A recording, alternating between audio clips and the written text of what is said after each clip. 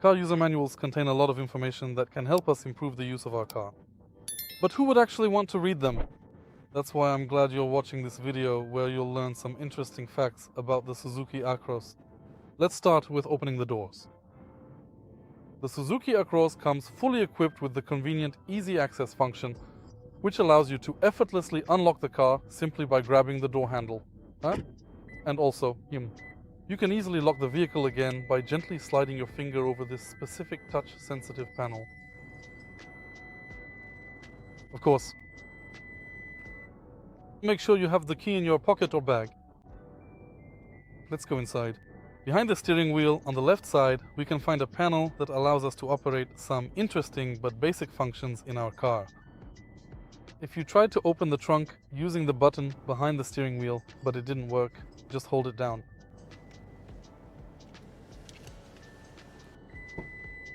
To use it, you simply need to press and hold it for about 1 second. Since we're talking about the trunk and the tailgate, did you know that you can actually change the specific opening height of the trunk using this convenient button? To do this, just press the button once to begin closing the trunk. Next, press it again to select the height. And now press and hold it for 2 seconds. After a few beeps, the trunk lid is locked at the selected height.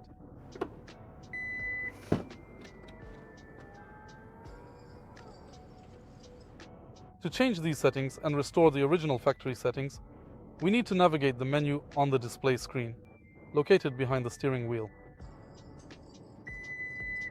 So let's go to it. The screen behind the steering wheel in the Suzuki Across hides many secrets from us.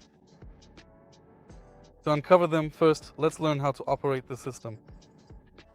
On the left side of the steering wheel, we have the OK button, with a panel featuring up and down arrows. Use the left and right arrows to change the information displayed on the display. Press the OK button to enter the settings, or press and hold it to change the main menu.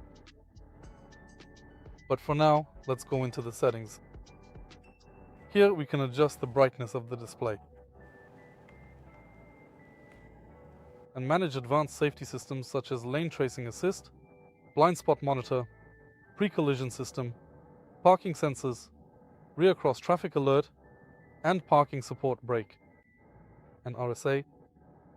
These are the standard safety systems commonly used in almost all modern new cars. But deeply hidden within the complex electronic system is also the rear seat reminder feature. Thanks to this function, if you happen to leave a child in the back seat, the car will alert you the moment you exit the vehicle, to remind you that the child is still sitting there in the rear seat. This is a very useful feature, especially for busy people. Within the meter settings menu, we can customize and configure the visual appearance and overall style of our display, as well as the preferred language and measurement units. In meter type, we can switch somewhere between simple and the complex. Choose between Sport mode or Standard mode. And when looking at the display's meter interface style, we can seamlessly toggle between the options of Casual, Smart, Tough, and Sporty available modes. In my personal opinion, Smart has the best overall look. Looking just below that area, we can also choose to enable the EV indicator or easily manage the settings for the hybrid system and fuel economy.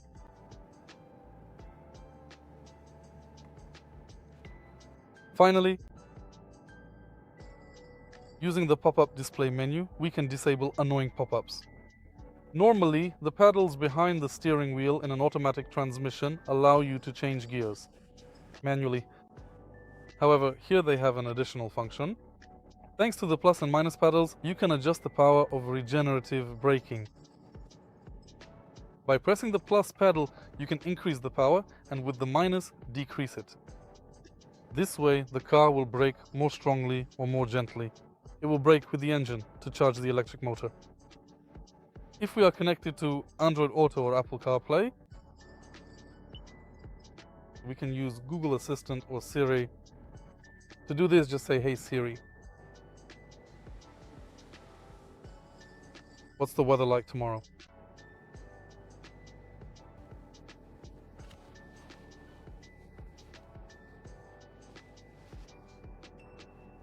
Android Auto and Apple CarPlay in this car are wireless, so no cables get in the way.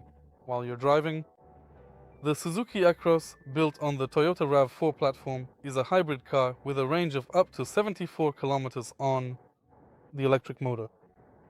But did you know that you don't have to charge the electric motor from a socket? All you have to do is press and hold this button, and the car will switch to combustion mode, which will allow it to charge the electric motor.